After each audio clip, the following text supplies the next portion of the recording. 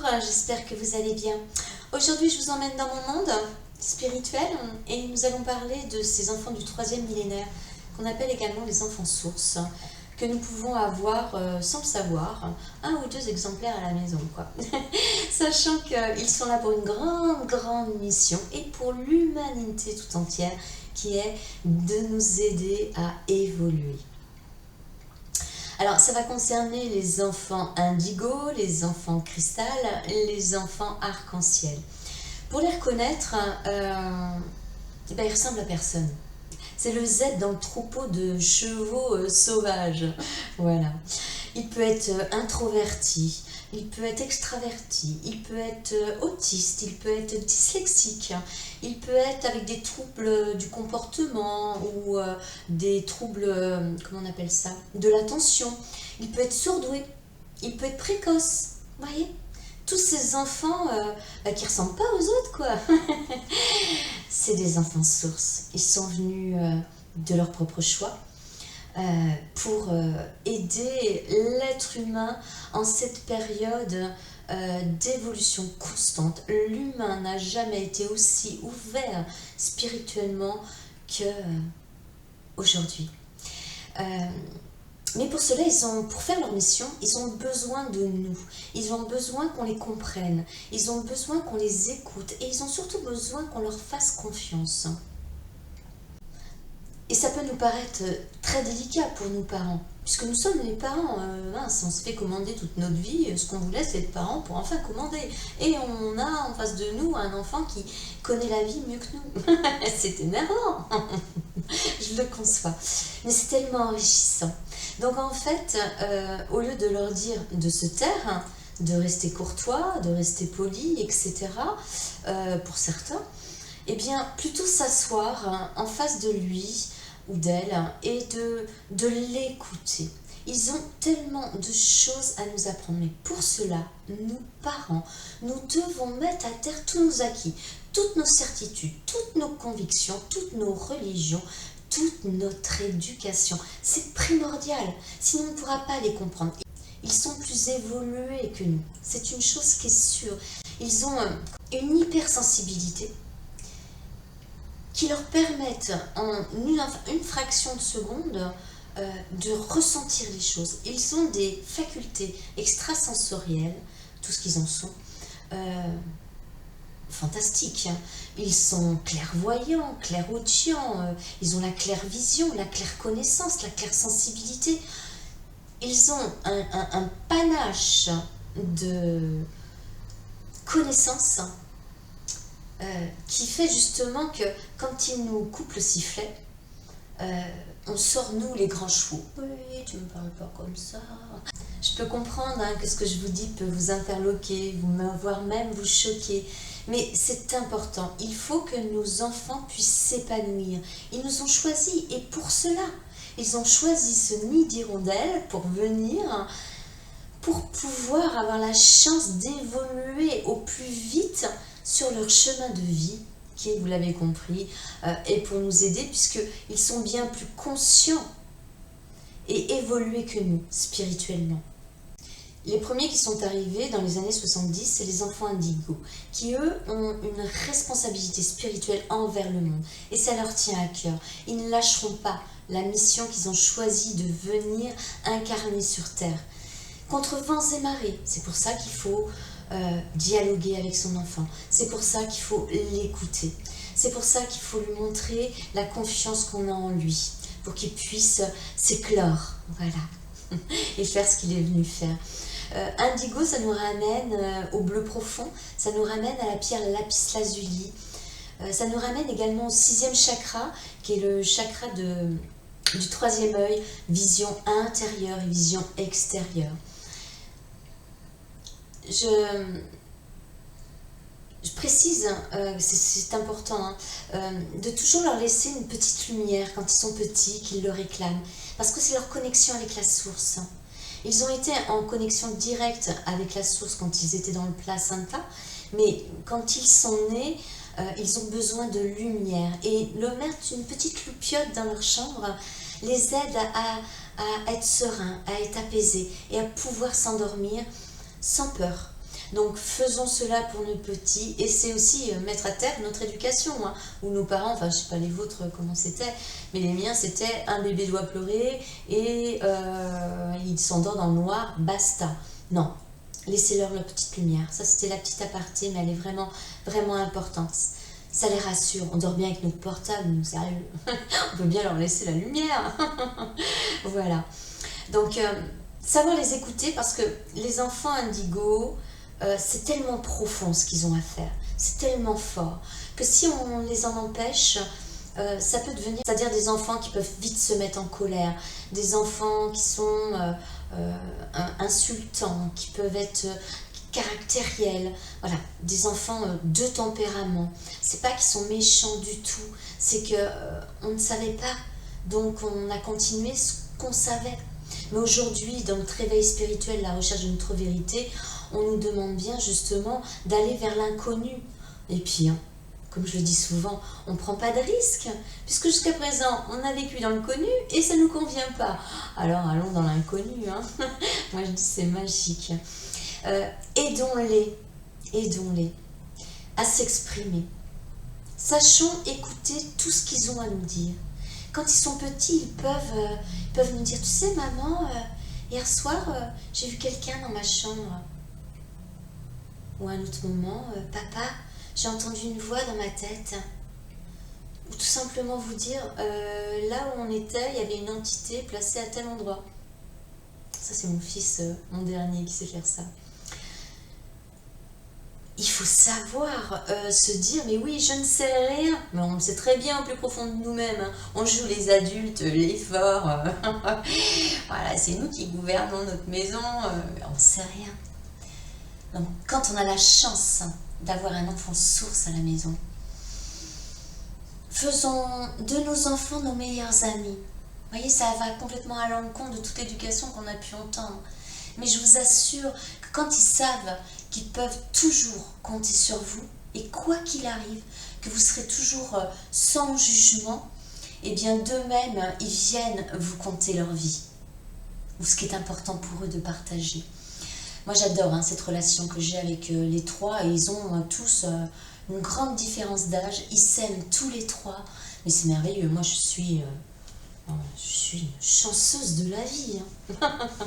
Ça, j'en suis convaincue. Bon, pour revenir à nos enfants sources, je vous ai parlé de l'indigo, qui a une mission vraiment très forte, une responsabilité sur les épaules. Alors, aidons-le à poursuivre son chemin. Sachons les écouter. Généralement, on leur coupe la parole avant qu'ils aient pu exprimer tout ce qu'ils ont à nous dire. Parce qu'il faut savoir qu'ils savent déjà ce que nous, on ne sait pas. Donc quand on est dans... il y a injustice, ils ne savent pas se taire. L'introverti va tout garder en lui si on ne le laisse pas s'exprimer. Je dirais que le meilleur des parents, c'est de pouvoir accepter avec le sourire de recevoir une leçon de son propre enfant. Donc, on a compris, les enfants indigos, il faut les protéger, les écouter et ne pas les juger. Nous avons ensuite les enfants sources. Alors eux, ils sont arrivés dans les années 90. Ils sont beaucoup moins dans le conflit, beaucoup moins coléreux. C'est des enfants sages, des enfants aimants. Ils ont une relation particulière avec les animaux. Ils sont là pour nous montrer que nous pouvons vivre dans l'harmonie, en se respectant tous avec nos différences. C'est magnifique, hein. Et ils sont dans... C'est des enfants où la télépathie est aisée pour eux. De plus, les médecines naturelles les attirent énormément. Comme je le disais tout à l'heure, tous ces enfants ont les mêmes facultés de clairvoyance, de clairvision, de clairaudience, etc.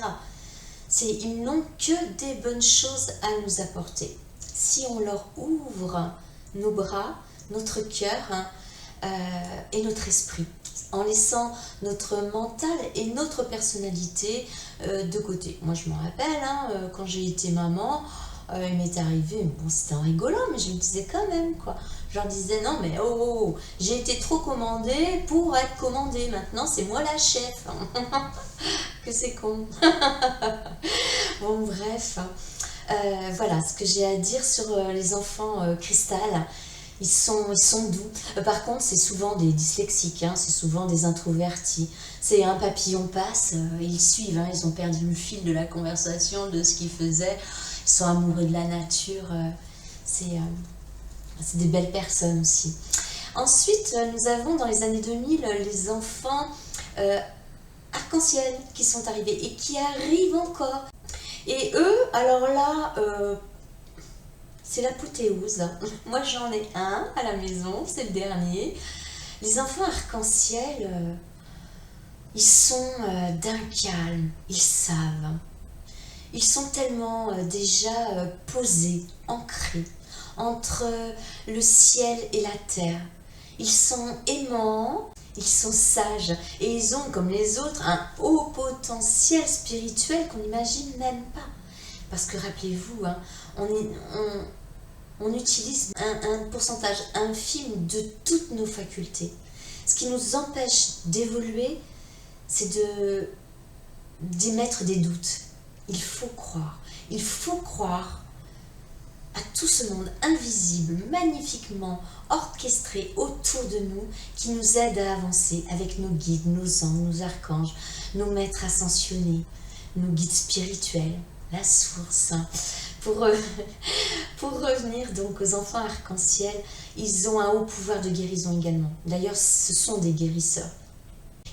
Ils ont déjà l'harmonie, l'équilibre entre leur féminin sacré et leur masculin sacré.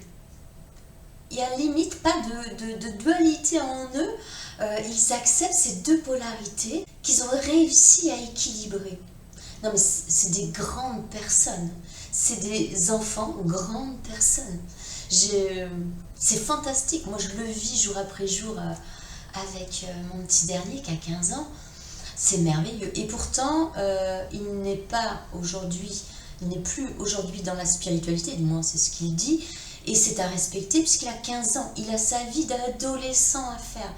Ça serait un énorme tort, hein, que de l'embarquer avec perte et fracas dans la spiritualité aujourd'hui. Il a ses erreurs à faire d'adolescent pour se reconnaître. Mais il a déjà un acquis, c'est formidable. On a su qu'il était arc-en-ciel. D'ailleurs, c'est pour ça que je me suis intéressée à tout cela. Quand il avait 7 ans, où je l'ai emmené chez ma magnétiseuse que j'adore et que je salue si un jour elle voyait mes vidéos, Laurence. Oh, une grande estime pour cette femme. Qui lui pose une question, tout en le magnétisant. Elle lui pose la question, elle lui dit comme ça: Charlie, quand tu fermes les yeux, quelle couleur vois-tu? Et lui, instantanément, il répond: ah ben moi je vois toutes les couleurs de l'arc-en-ciel, comme des étoiles qui viennent et qui partent, qui viennent et qui partent. D'accord. Ensuite, elle lui pose la question: est-ce que tu aimes les minéraux? Et là, il lui répond: eh ben c'est ma passion. Et c'est vrai, il ramassait toutes les pierres qu'il trouvait, et si je voulais lui faire plaisir, je lui achetais une améthyste, je lui achetais une ambre, un cristal, enfin bon, vous voyez, passionné de minéraux. Et Charlie est voué à soigner, et avec les minéraux. Il est capable aujourd'hui de soigner une migraine. Il a soigné une tendinite au bras à son frère, rien qu'en lui posant la main. Alors vous imaginez quand il y mettra les minéraux. Mais pour le moment, lui, ce qu'il a besoin, c'est de vivre son adolescence. C'est formidable. Vous savez que je bannis le jugement pour moi-même, et pourtant j'en ai fait des erreurs, hein, mais je bannis le jugement pour moi-même et pour les autres. C'est ce qui nous empêche d'aimer notre prochain et de nous aimer. Mais ce gamin, il est capable d'expliquer une situation, et c'est tellement fluide qu'il n'y a même pas à chercher s'il y a mensonge ou pas, vous voyez. C'est pour ça qu'il faut leur faire confiance. Il est toujours de très bons conseils. Il est... je sais pas. Il sait. Vous voyez, c'est magique. Donc en fait, quand on a la chance d'avoir des enfants comme ceci à la maison, eh bien, il faut s'en servir, hein, pour grandir. Mais pour cela, il faut les écouter. Et donc, il est capable de ressentir les entités également. Et pour ma fille, elle, c'est un don avec les animaux. Même les animaux les plus grincheux, les plus sauvages vont venir vers elle. Mais elle n'a pas... Je pense que c'est un monde qui lui fait peur, puisque les entités également, elle est capable de les sentir, elle les porte même. Mais elle a encore tellement de choses à découvrir d'elle avant de pouvoir assumer cette mission, parce que ça va faire partie de son chemin de vie aussi. Donc voilà, si vous avez vous aussi des enfants un peu particuliers chez vous, qui ne ressemblent pas aux autres, c'est que c'est des enfants qui sont venus porter la parole. Il faut les recevoir, les accueillir, les écouter. Je vous dis, dialoguez avec eux comme si vous dialoguiez avec votre meilleur ami. Votre meilleur ami va arriver, va avoir un truc à vous raconter qui va vous hérisser le poil, mais vous allez l'écouter jusqu'au bout. Et bien faites pareil avec vos enfants. Ils auront donc ainsi confiance en eux et pourront progresser sur ce chemin de vie qu'ils sont venus développer ici dans la matière. Voilà, c'était le message du jour. Maintenant, je vais sortir la carte de vibration de Jenna Blumson en rapport forcément avec cette vidéo et pour tous ceux qui ont été touchés, qui ont reconnu, qui se sont reconnus.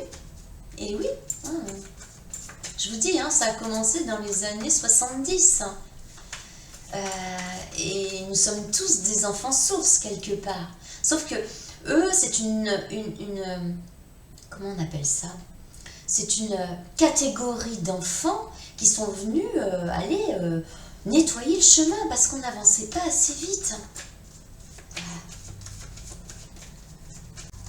De pouvoir accepter, ça y est, c'est sauté. De pouvoir accepter d'apprendre de son enfant, c'est le plus beau cadeau que vous pouvez lui faire. Voilà.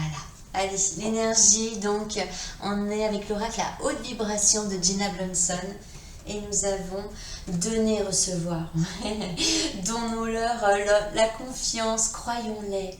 Et eux vont nous apporter cette évolution spirituelle qui va nous faire comprendre qu'on est un divin humain sur Terre. Faisons de notre vie un hymne à la joie. Accueillons chaque journée qui nous est accordée comme un cadeau. Et envoyons la lumière à tous ceux qui sont aptes à le recevoir. Donnez et vous recevrez, ça c'est une réalité. Écoutez-les, dites-vous si vous avez ce zèbre à la maison, chouette, je vais pouvoir évoluer, m'aimer, aimer, partager, je vais pouvoir passer ma lumière et c'est tout ce que je vous souhaite. Faites-le de peu importe la façon, il ne faut pas simplement baser sur YouTube, c'est pas ça. Vous le faites en prenant l'ascenseur, vous le faites en allant chercher votre courrier, à votre travail, à la boulangerie, peu importe où c'est. Envoyez de la lumière, envoyez de l'amour, comprendre que on est unité et que même celui qui est à côté de nous est tout le contraire de nous, c'est malgré tout notre frère et qu'il ne tient qu'à lui de se réveiller. Voilà, je vais vous souhaiter une très bonne journée. N'hésitez pas à liker, à envoyer des messages, à vous abonner si vous avez envie. J'oublie toujours de le faire, de dire ça, mais je vais pas être connue si je le fais pas. Bon, je ne sais pas la gloire que je cherche. Je cherche juste à passer ma lumière, à passer la parole et à vous faire partager tout ce qui m'a aidé à devenir la femme que je suis aujourd'hui. Allez, voilà, très bonne journée. Au revoir.